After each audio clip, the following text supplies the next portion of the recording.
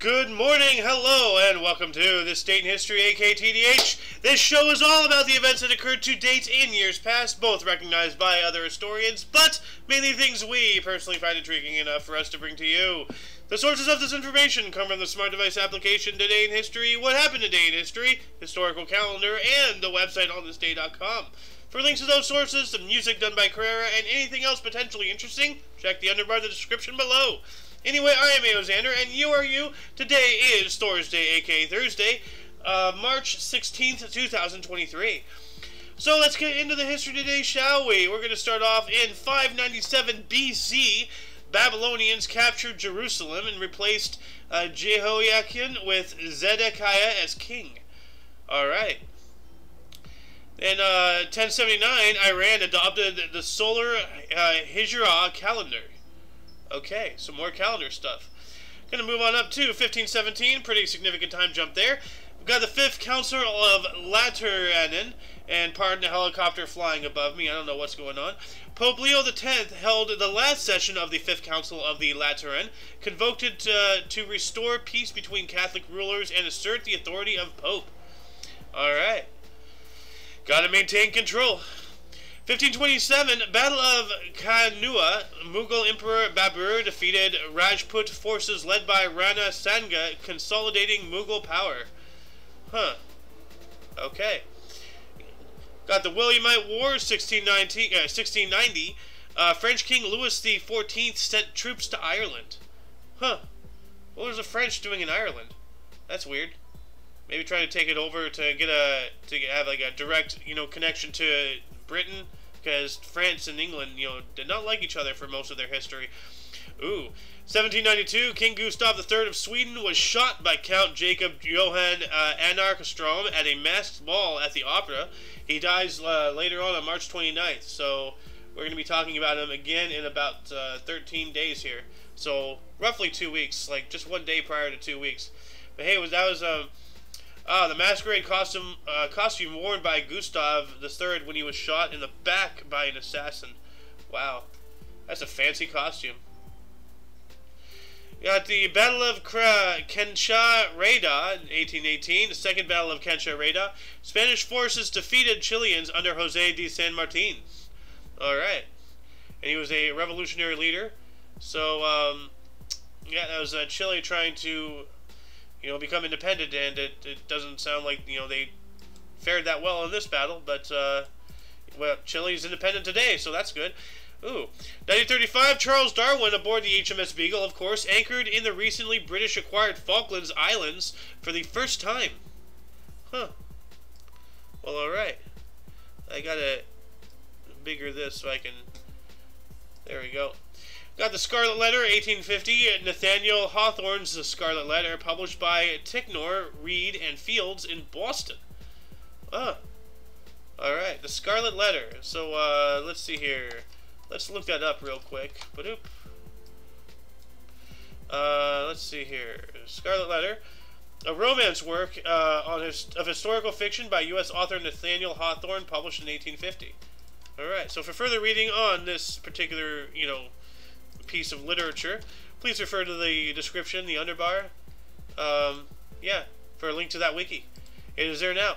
Moving on up to 1861, Edward Clark became governor of Texas, replacing Sam Houston, who was evicted from the office for refusing to take oath of loyalty to the Confederacy, U.S. Civil War. Oh, wow. So, the South got rid of Houston. Huh. Wow. Wow, I did not know that. That's a really rocky piece of Texas history right there. Jeez, man. Them Southerners were evil. But hey, they're all Democrats, so if the shoe fits. 1870, Hiram R. Revels made first official speech by by a black U.S. citizen in the U.S. Senate. Cool. All the way back in 1870. Huh. I would have thought it would have been a little bit earlier than that, but huh. Anyway, we also have 1871, the first fertilizer law enacted. Okay, apparently there's laws involving fertilizer, which that would make sense. You want to regulate it. You want to make sure it has certain ingredients. You don't want to, anybody to accidentally poison their lawn or themselves, like, So, 1882, U.S. Senate ratified the Geneva Convention of 1864, legitimizing the International Red Cross and the American Red Cross. Alright, so the Geneva Convention that we know of is not the only one. There's been multiple, like the Treaty of Paris, which there's like 1,000 of those. But yeah, well, that's interesting. So, Red Cross, both of them, international and American. So, got a music premiere here in 1894. Jules Massenet's opera Thais premiered in Paris, including Piece Meditation for violin and orchestra. All right. 1896, Gustav Mahler conducted premiere of his Lieder eines fahrenden Gesellen, or Songs of a Wayfarer, leading the Berlin Philharmonic and Dutch baritone Anton Sistermans as soloist. Oh, this guy again. With his very weird haircut. But before we continue on, I see we have been joined by St. Michael. Welcome to the show. How are you doing today? Oh, I'm doing good. Oh, I didn't know you were actually live. Yeah, we are live right now. All right. Yeah, welcome. Well, what's the topic here? I'm jumping in on the show. The topic is history. We do this show every single day. We live stream at 10 in the morning Pacific time. And yeah, like, we just go over everything that we find interesting, that happened on that date. So, we just go through the years, starting with earliest down to most recent. And then we get into bursts, we get into deaths, we banter when there's more than just me here. Like, I try to provide some sort of, random talking in between the articles to not be boring.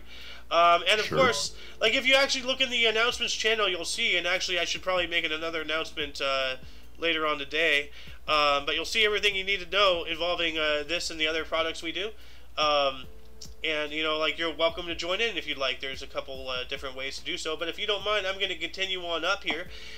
Moving on up to 1917, Russian Grand Duke Michael, brother of Tsar Nicholas II, deferred acceptance of the Russian throne. The old style was on March 3rd. Yep. We spoke about this guy's assassination. You ever heard of Anastasia? I can't say that I have. Oh, you haven't? Oh. Oh, well, Anastasia was his daughter, and it was like this whole mystery that... Oh, you're talking the Russian czars. Okay, yes, my bad. Yes. Okay. Yeah, well, like the movie, the Disney movie, I think is based off of it, or at least took artistic liberties with it. But it's about the same person, essentially, I believe, if I'm not wrong. So... But we got a theater premiere in 1919. Frank Wedekind's play, Elias Erweckung, premiered in Hamburg. Okay. What is this? 1920, 1 Acre Park, also known as Baby Park, in the Bronx, was renamed Melrose Park. Okay. I've heard of Melrose Place. So, I'll save 1924. The free port of Fiume was formerly annexed by Mussolini's fascist regime. Aye. So yeah, getting scooped up, as part of Italy, just 5 years prior to the outbreak of the Second World War.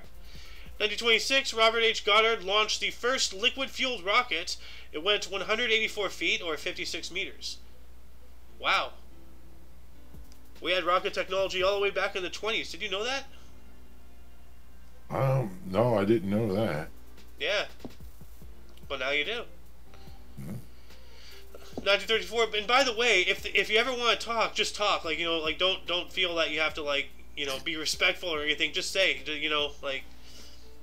so. Oh, I'm good. I walked in on your show, so. No, the door's always open, dude. That, if I didn't want people doing that, I wouldn't be doing it here. That's true. Yeah. 1934, the 6 Academy Awards, Cavalcade and its director Frank Lloyd, Charles Lofton, The Private Life of Henry VIII, and Katharine Hepburn, Morning Glory, won. Host Will Rogers announced, "Come and get it, Frank," and Frank Capra got up. Nice. Have a, let's see here, 1935, Adolf Hitler ordered German rearmament in violation of the Treaty of Versailles. Yep, we've been talking about a couple of things recently involving that, like the formation and annexation of the Luftwaffe, which was completely illegal, the remilitarization and conquering of the Rhineland. So, 1935 as well, While that was going on, Harold Arlen, Era Gershwin, and Yip Harburg's musical Life Begins at 8:40, starring Ray Bolger and Lulia Gear, closed at the Winter Garden Theater in New York City after 237 performances. Alright. 1938, Noel Coward's musical Operettes premiered in London. The good old Coward. Unfortunate last name. I don't think he was a yellow belly, but I don't know. You do got to have some form of spine, to get your products out there, onto Broadway and make musicals and all that stuff. So I don't think he lived up to his name. Got a music history. 1941, Russian composer and pianist Dmitri Shostakovich received the Stalin Prize. Yep, the musician of the people.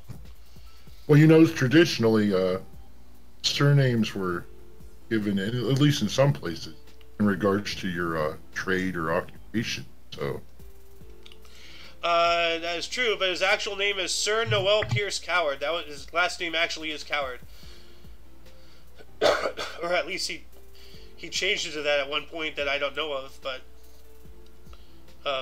that was actually his name. Like, there's a lot of crazy names out there. Like, there's I think it was a baseball player, but there's some guy with the last name Slaughter. So, like, Slaughter is actually a last name out there somewhere. Well, as an example, what comes to my mind is the movie Robin Hood Men in Tights. At the very end of the movie, if you remember the film, he goes, "From now on, all urinals in the kingdom will be known as Johns." Huh. Right. Well, that's more slang. Well, still, like Prince John, so... Yeah, Right. Yeah. Well, like, that's it. I wonder why it's called John, like, but we all know about the crapper, rumor, Right. Of course, what I'm saying is just entertainment purposes only. Yeah. As film, but. Well, I've never seen that movie. Like, I'm notorious for not having seen movies. It's a running joke in the show. So. Anyway, 1948, we got jazz musician Billie Holiday was released from prison early due to good behavior. Huh. I wonder what she did. I think she got arrested for drug possession or something. Why did Billie Holiday go to prison? That's an interesting question. I know my father was a big Billie Holiday fan. Let's see here. Her fame increased with her song "Strange Fruit," written by Abel Meerpol to protest against lynching. Her increased popularity naturally led her animosity among the white-led FBI. At the peak of her commercial success, Holiday was arrested and sentenced to a year in prison for the possession of narcotics, so it was a drug thing. So, that's unfortunate. 1949, 6 Golden Globes, Jenny Belinda, Lawrence Oliver, and Jane Wyman won. Got a golf tournament here. The LPGA Title Holders Championship Women's Golf at Augusta Country Club in 1952. Babe Deirdre Zaharis won her third title holder's title by 7 strokes from Betsy Rawls. Huh. Kudos to her. Yeah. Some more sports history here. 1953, the American League rejected Bill Veek's request to move St. Louis Browns to Baltimore. Huh. More sports history. 1955, NHL President Clarence Campbell suspended Montreal Canadiens superstar Maurice Rocket Richard for the remainder of the season after he viciously attacked an opponent. Riots ensued in Montreal. Well, yeah, he should get suspended. That's violence. Like, I know it's hockey, but I mean, like, you don't have to get into fights all the time. While that was happening, in 1955 as well, President Eisenhower upheld the use of atomic weapons in case of war. Well, let's just hope that the NHL fights don't go to that level of escalation. Start nuking each other. Oh my god. It'd make for interesting finales to the games. That's. I guess that would be a blowout. Right. 1957, the 9th Emmy Awards, Phil Silver's show, Robert Young and Loretta Young won. Alright. The 18th Golden Globes in 1961, Spartacus, Burt Lancaster and Greer Garson won. And that's yet another movie I have to see, so I'm going to add that to the movies channel right now. So, movies, Spartacus. Did I spell that right? Spartacus, not Ticus. Alright, there we go. We got Lyndon B. Johnson in 1964 asked Congress to pass Economic Opportunity Act as part of his war on poverty. Oh man, well, you know what, if there's one thing anybody should ever know whenever the U.S. goes to war on something, ever since the 50s we seem to lose. Korea, Vietnam, you know, recently Afghanistan, the war on drugs, the war on poverty, you know, like the war on crime, like everything seems to be going the wrong way. But what is this bill, the Economic Opportunity Act? Okay, so it authorized the formation of local community action agencies as part of the war on poverty. Interesting. So, like, basically just like little pockets of things all over the place, like stations, essentially. So, for further reading on that subject matter, please refer to the underbar of the description for links to this and everything else that we've come across. So, we're going to move on up to 1966. Gemini 8 launched with Neil Armstrong and David R. Scott aboard, conducted the first docking of 2 spacecraft in orbit. Flight aborted after critical system failure, with the crew returned safely to Earth. So, okay, so I guess they did do the first docking of 2 spacecraft, but then the flight was aborted, so whatever else they needed to do, they didn't do. But at least they did something. So, 1968, Robert F. Kennedy announced presidential elections, or presidential campaign. I know his brother John, or whatever, or, yeah, JFK, later was president, but obviously this guy wasn't. Got a meeting of interest in 1970. No, that was the Sirhan incident there. I'm unfamiliar with that. Right, that's RFK, right? No, educate me. Oh, Sirhan is the assassin. Oh, wait, no, did Robert get assassinated? Yeah, both the Kennedy boys were assassinated. Oh, well, I knew the Kennedys like had a lot of bad luck. So he didn't. He ended up got assassinated. Oh wow, on June 6th, no less, the anniversary of D-Day. Whoa, I did not know that. You know, there's a lot of stuff I've yet to know. So that's its own rabbit hole in its own. You know why the Kennedys were taken out like that. Dang. Yeah, I've heard the name Sirhan, but I've never looked it up. I've never, gotten references. Like, so he got assassinated before he could become president. So he could have been president. He probably would have been president. Wow. Yes. Wow. You got to figure he would have been riding that JFK bandwagon for starters. I mean, he basically looked just like his brother, more or less. His brother was extremely charismatic and loved. Yeah, like he was probably going to be president. Yeah, oh, that's right. JFK was assassinated earlier in '67. Mm-hmm. Right. Yeah, I got JFK confused with Reagan. That's why I said the next decade. Reagan was president in the '70s. So.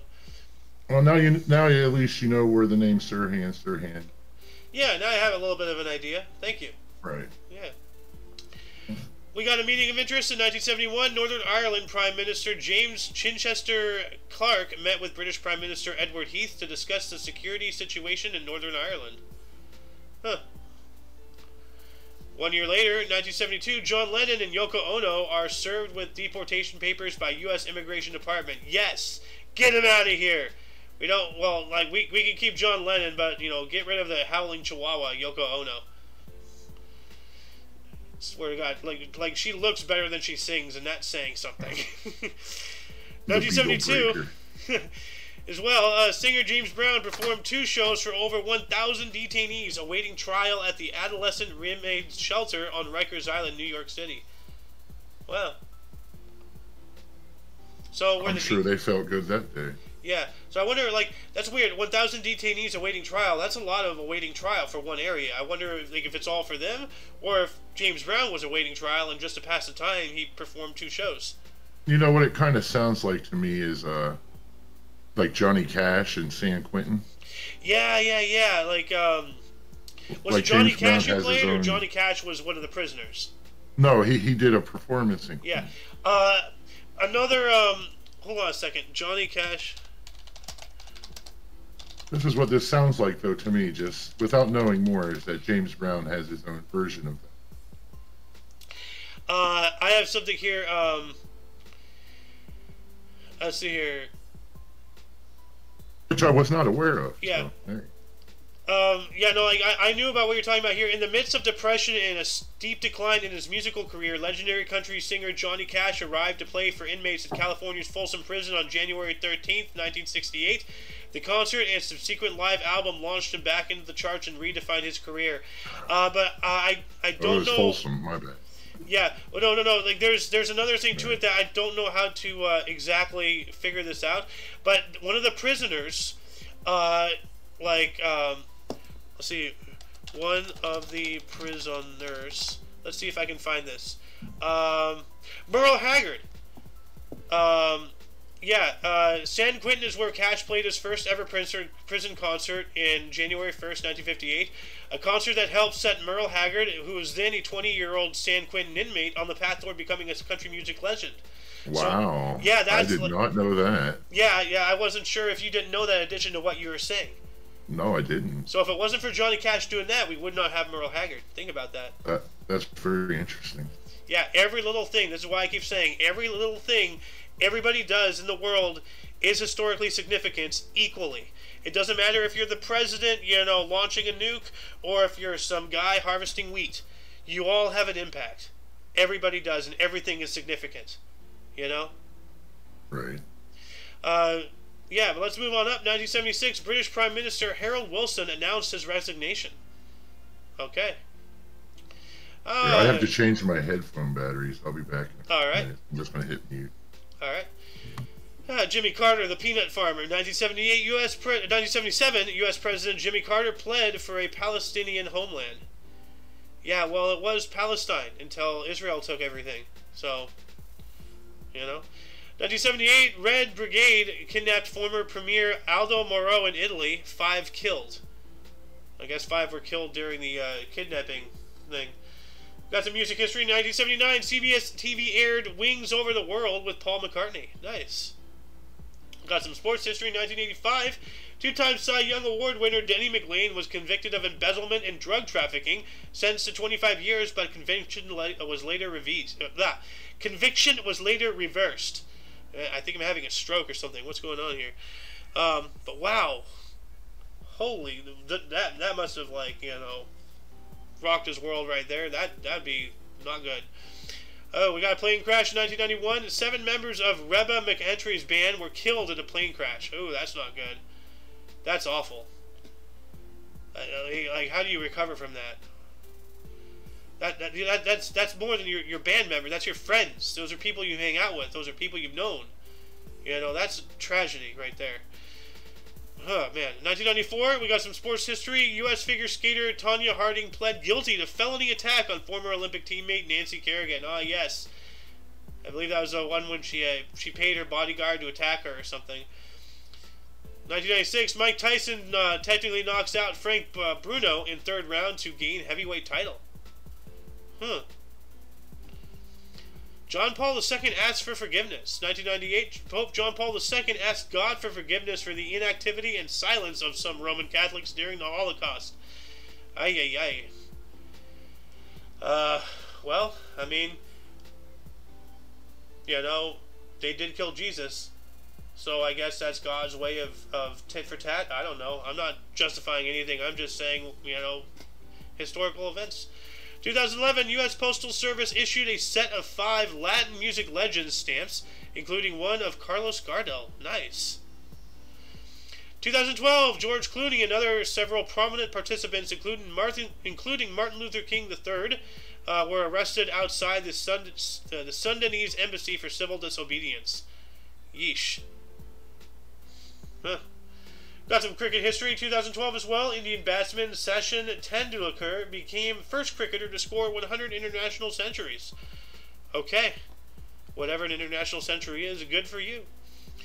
2015, Google commemorated Anna Atkins' 216th birthday with a Google Doodle image representing her Canyon print work.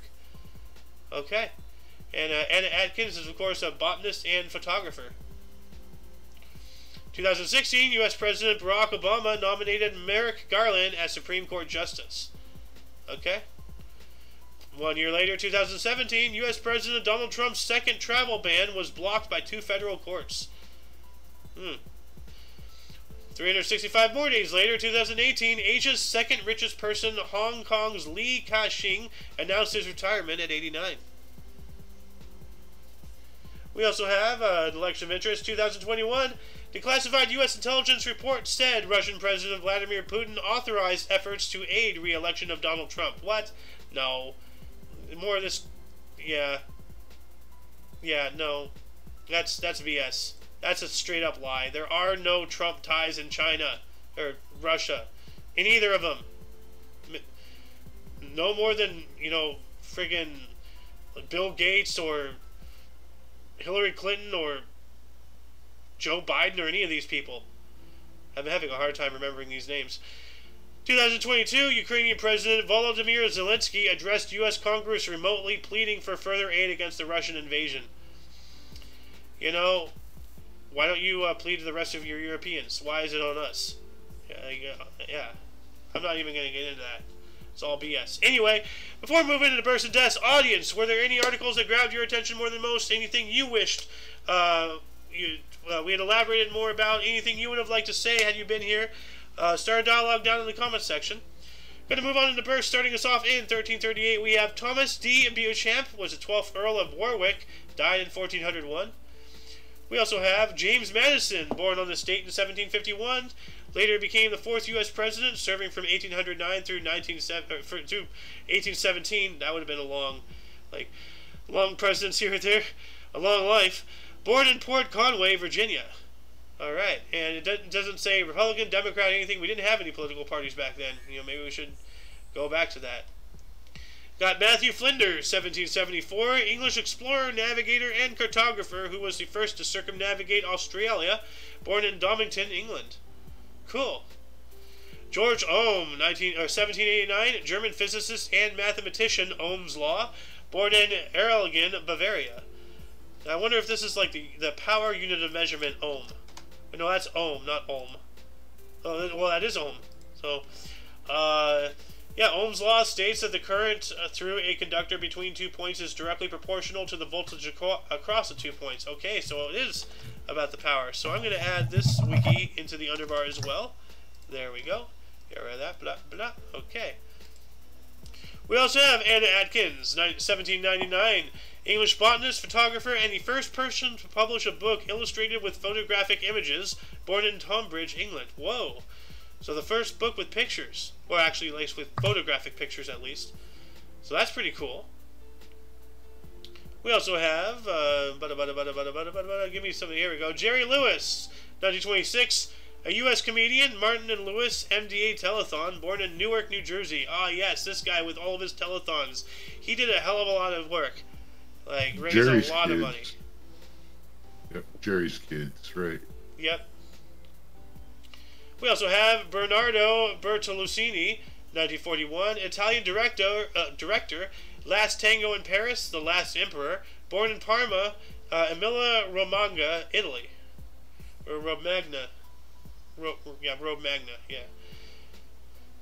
Also have George Ramos, 65 today, born in 1958, a Mexican, U.S. Spanish language news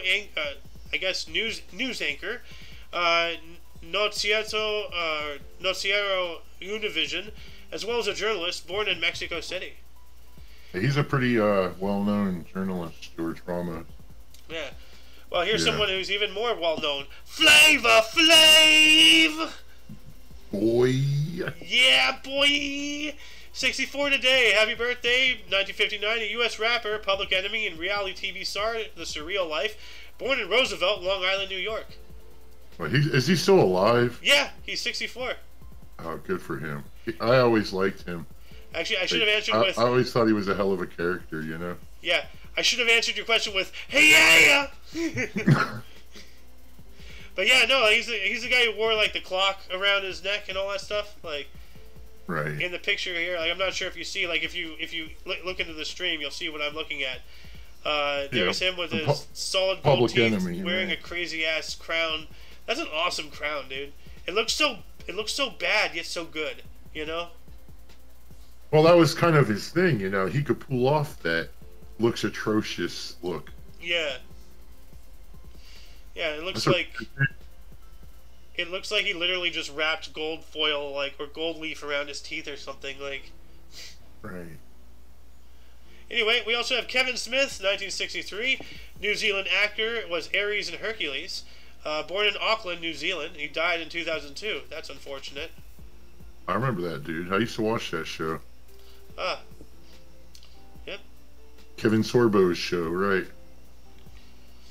And, yeah, that'll be it for the burst. Let's move on to the deaths. We have 455, Valentinian III, Roman Emperor from 425 through 55, assassinated at 35.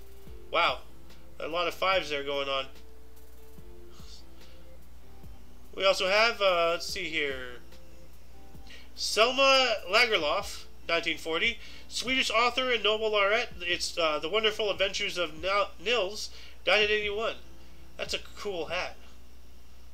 I'd like to, I don't know why, I want that hat, not to wear it, you know, in fashion or anything, it's just, I'm a collector of hats. So, Thomas E. Dewey, 1971, Governor of New York and Republican presidential candidate, 1944 and 48, died of a heart attack at 68. So that's unfortunate. Kind of looks like a little bit of Walt Disney going on in this picture here. We have T-Bone Walker, 1975, was a U.S. blues guitarist.